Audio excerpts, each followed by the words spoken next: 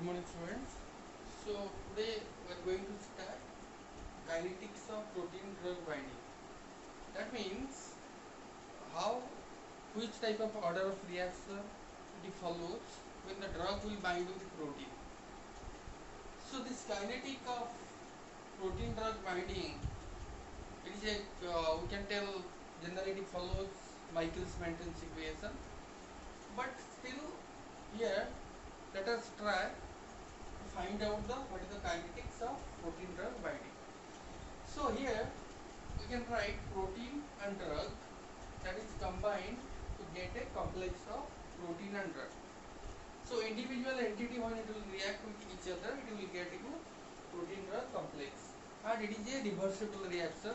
That means uh, that portion of drug will bind with protein, and once again it can be released from that binding, and it can be freed. So like that, at equilibrium we will try to see Ka is equal to K is a constant, that is we can take molar concentration of Pd divided by molar concentration of P and molar concentration of D. With this, when we simplify this equation, we get molar concentration of Pd is equal to Ka into molar concentration of P and D. Now here Ka, the constant we got, we can tell it as a association constant. That means when the protein drug associated, that concentration, that constant we can tell association constant, association rate constant. Also we can write another term Kd. Kd means dissociation rate of constant. So dissociation rate constant also when protein drug dissociated. And with this, already I told you P and D, when you write molar concentration of P, that means concentration of proteins, free proteins, and D means concentration of free drug. Now coming to total protein concentration or total concentration of protein present, we can write as PT.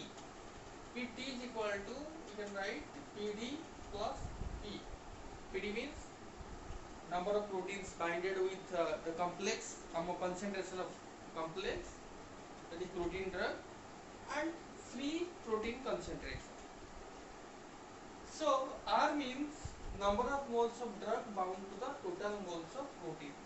So we can write R is equal to PD divided by total concentration of protein, PT, is equal to, if we simplify this, PD divided by PD plus P. The PT, we are replacing, we got here PT means molar concentration of PD plus concentration of P.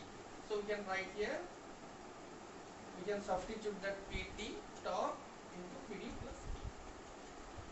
Now substituting the value of PD, we got here, you can see, we got here PD is equal to Ka into concentration of free protein, concentration of free drug. So that we can substitute here. So what we got in equation? First PD we can write Pk concentration of P and D divided by K P D plus P is equal to, we can write K is equal to D divided by K into D plus 1. So if we simplify this one, we got like this. So now coming to, for us important is to find out the value of, we got value of R here, we got the value of D here, all the details we got. Now the thing, how to find out the rate constant of this. So there are different types of methods there to find out. There are 4 types of methods we are following to find out the rate constant. One is direct plot, scattered plot, closed plot, and Kirchhoff plot. So in the direct plot, what we are doing, we are taking R versus D. We are taking R versus D. So here, if we take R versus D, the plot will see like this. You can see.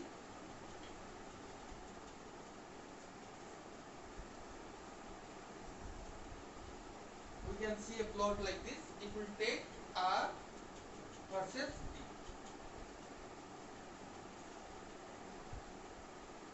So now here we can get your n value in the y-intercept, and we can get also n by 2 here, and 1 by Ka, 1 by Ka, when that slope intercept that x-axis, that is 1 divided by Ka, we will get from the direct plot. Now coming to scattered plot, in scattered plot we are taking R divided by D versus R. So you have to remember what are the terms we are taking in the different plots. It is a direct plot means a simple plot, simple graph we are making, but scattered plot means different data we are taking, R divided by D versus R. So here if we take this, we will get a slope of, the slope will be here minus Ka. The scattered plot, the slope will get minus Ka. Like that, if we take closed plot means we are taking the value reciprocal of R and reciprocal of D, 1 by R versus 1 by D. So here we will get slope is equal to 1 divided by Nka, and in case of Kirchhoff plot we are taking D divided by R versus D. So here we get the slope value of 1 by N. The slope is equal to 1 by M.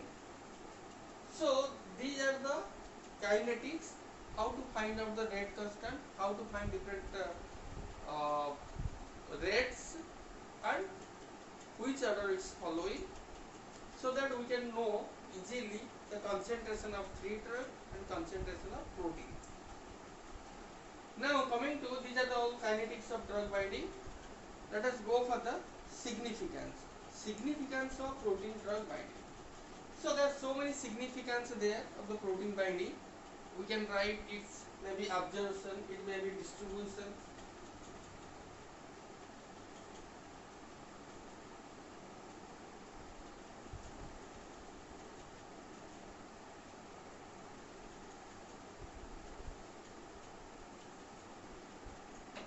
It may be your absorption, distribution. You will try to see absorption. Absorption already you know that how it is absorbed.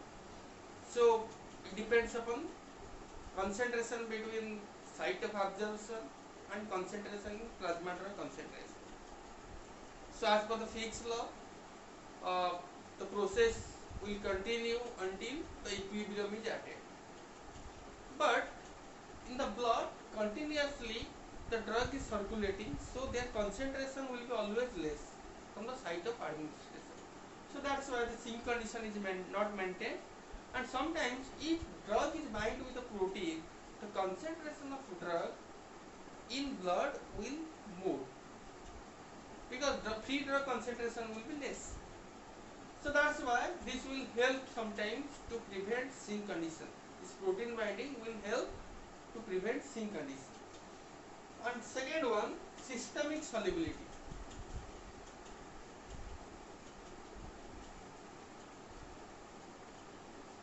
Systemic solubility.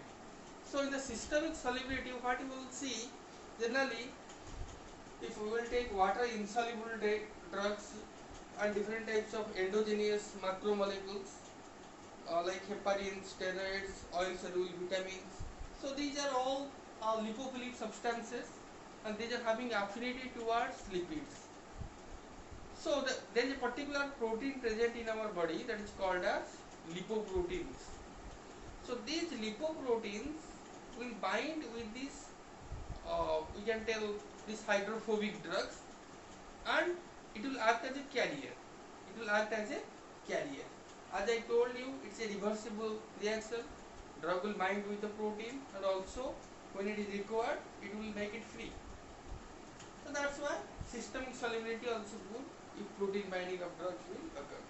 The distribution of drugs, if drug is distributed throughout the body, and it is also, if drug is bind with protein, its molecular weight will increase. Its molecular weight will be more. So in these cases, what will happen? It cannot cross different physiological barriers. Different types of barriers I told you. It will prevent blood-brain barrier. It will prevent your placental barrier. So that's why it is also helpful for the distribution of drugs. Like that, different types of tissue binding, apparent volume of distribution will also increase due to protein drug binding. Then coming to elimination of drug. So elimination is completely depends upon free drug concentration. If drug need to be eliminated from the body through kidney, it is completely dependent on free drug concentration. So if the drug is binded with the protein, it cannot be metabolized, it cannot be excreted from the body. So that's why so many drugs there which having good affinity towards protein, good protein binding, their having half-life will be increased, elimination half-life will be increased. That means it will stay more time in the body. That much amount drug will stay more time, it will give a longer effect. So that's why it will helpful to give a long duration. The duration of action of the drug will be more if it is binded with some types of proteins.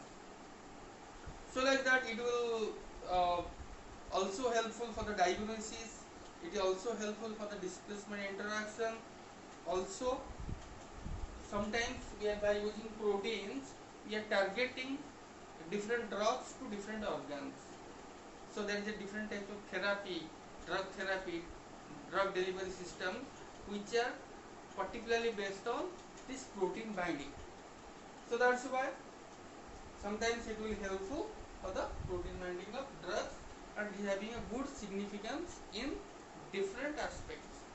So this is all about your distribution of drugs and protein binding of drugs. Thank you.